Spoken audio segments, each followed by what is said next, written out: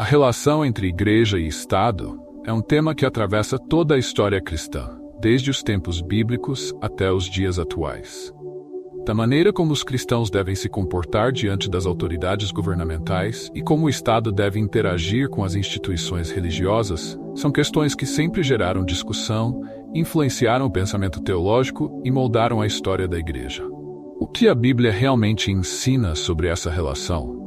Como os cristãos devem responder quando a lei dos homens entra em conflito com a lei de Deus? Hoje no De Fé em Fé, vamos explorar profundamente o que as Escrituras revelam sobre esse assunto e como podemos aplicar esses princípios. A Bíblia inicia com a afirmação clara de que Deus é o Criador e soberano de toda a terra. Em Salmos capítulo 24 e versículo 1, lemos: Do Senhor é a terra e a sua plenitude, o mundo e aqueles que nele habitam. Esse versículo estabelece a base para a compreensão de que toda a criação, incluindo as autoridades governamentais, está sujeita a Deus. Nada acontece fora do controle soberano do Criador. O profeta Daniel reforça essa ideia ao declarar que Deus remove reis e estabelece reis. Daniel capítulo 2 e versículo 21. Isso significa que, embora os governantes e autoridades possam parecer independentes, eles estão operando dentro do plano maior de Deus. Mesmo quando as nações se afastam dos princípios divinos, Deus ainda está no controle. Esse conceito dá aos cristãos a confiança de que o reino de Deus transcende todos os governos terrenos e que, no final, sua vontade será cumprida.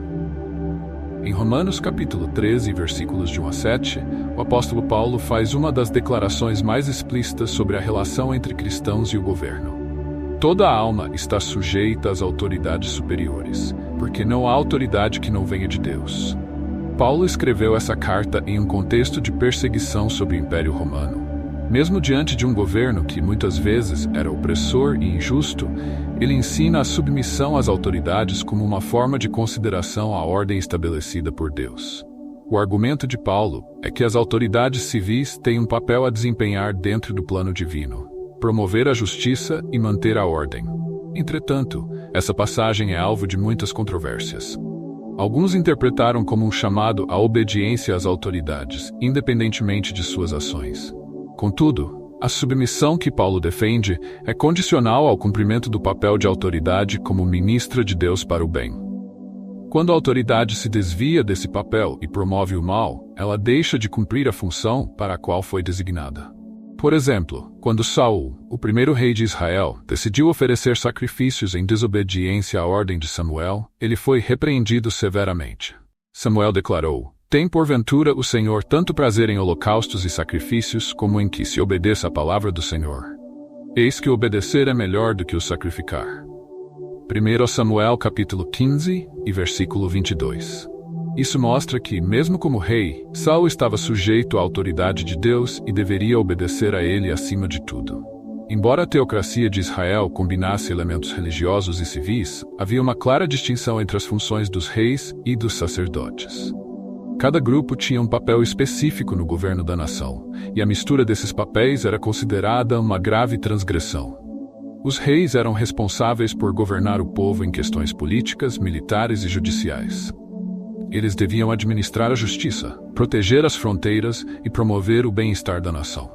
O sucesso de um rei era medido não apenas pela expansão territorial ou pela paz interna, mas principalmente pela fidelidade em conduzir o povo conforme os preceitos de Deus.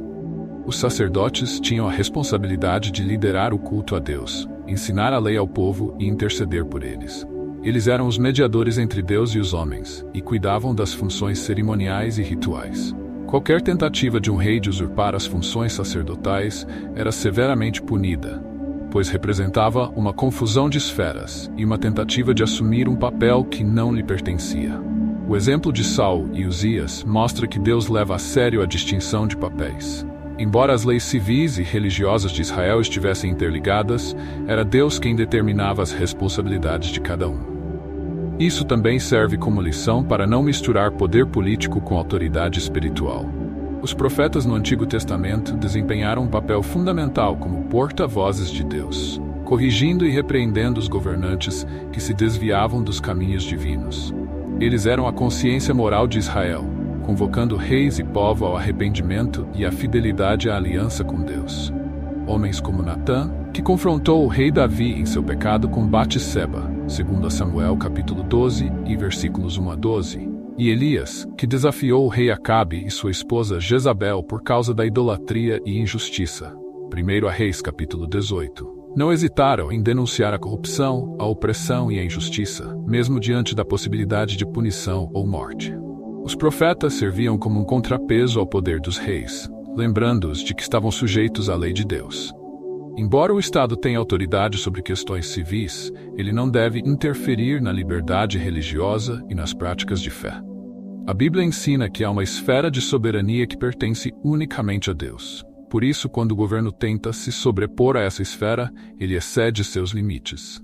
Um exemplo clássico é o relato de Daniel na Babilônia. Quando o rei Dário prometeu um decreto que proibia a oração a qualquer deus ou homem que não fosse ele, Daniel continuou a orar ao Deus de Israel, desobedecendo ao decreto real. Isso resultou em sua prisão. Mas ele foi libertado milagrosamente por Deus, o que mostrou que a obediência a Deus é recompensada. Daniel capítulo 6. Quando o Estado exige dos crentes algo que viola a consciência cristã e a vontade de Deus, é dever dos cristãos resistir pacificamente. Os exemplos bíblicos de desobediência civil justificada mostram que há momentos em que a fidelidade a Deus exige a recusa a obedecer às ordens humanas. Os exemplos bíblicos de desobediência civil não eram meros atos de rebelião contra as autoridades, mas expressões de fidelidade a Deus em situações onde o cumprimento da lei humana resulta na violação da lei divina. A desobediência civil cristã deve ser guiada por certos princípios. A desobediência deve ser motivada pelo desejo de honrar a Deus e cumprir seus mandamentos, e não por interesses pessoais, políticos ou sociais. A resistência deve ser imposta e demonstrar respeito pelas autoridades, mesmo quando discordamos. Não se trata de promover violência ou desordem, mas de se manter firme nos princípios de fé. Os crentes que desobedecem a uma lei injusta devem estar preparados para aceitar as consequências dessa desobediência. Isso significa enfrentar prisões, multas, perseguições ou até a morte, como muitos mártires da fé o têm feito ao longo da história. A desobediência civil deve servir como testemunho de lealdade a Deus, mostrando à sociedade que há algo superior às leis humanas, a lei de Deus, que rege as consciências e orienta o comportamento ético e moral. Os cristãos dos primeiros séculos escolheram enfrentar a perseguição e o martírio em vez de negar sua fé. Eles sabiam que, quando as autoridades humanas tentam usurpar a soberania de Deus, é melhor obedecer ao Criador do que à criatura. Veja a relação entre igreja e Estado no Antigo Testamento é profundamente singular e distinta, pois o povo de Israel foi estabelecido como uma teocracia. Nesse modelo de governo, Deus era o Rei Supremo e as leis civis e religiosas eram uma só, formando um sistema de governo onde não havia separação entre as esferas civil e espiritual. Em vez de ser governado por uma autoridade humana, o povo de Israel era diretamente governado por Deus, que comunicava sua vontade por meio de profetas, juízes e reis. Entender essa dinâmica é essencial para compreender o desenvolvimento das instituições civis e religiosas ao longo da história bíblica e sua aplicação nos contextos posteriores. No Novo Testamento, o cenário muda. A chegada de Jesus Cristo e o estabelecimento da Igreja trouxeram uma nova dinâmica. O reino de Deus não é um reino político ou territorial, mas espiritual. A Igreja não se envolve diretamente com o poder político, mas atua como uma testemunha fiel de Cristo em meio a um mundo dominado pelos poderes humanos. A missão da Igreja é pregar o Evangelho, discipular as nações e ser uma voz profética que proclama a verdade e defende a justiça. Diferentemente da teocracia do Antigo Testamento, a Igreja no Novo Testamento é chamada a ser sal e luz em meio a qualquer contexto político, sendo obediente às autoridades quando possível, mas sempre colocando a lealdade a Cristo acima de tudo. A submissão ao governo é limitada pela fidelidade à vontade de Deus, e a Igreja deve resistir a qualquer ordem ou autoridade que contrarie os ensinamentos de Cristo.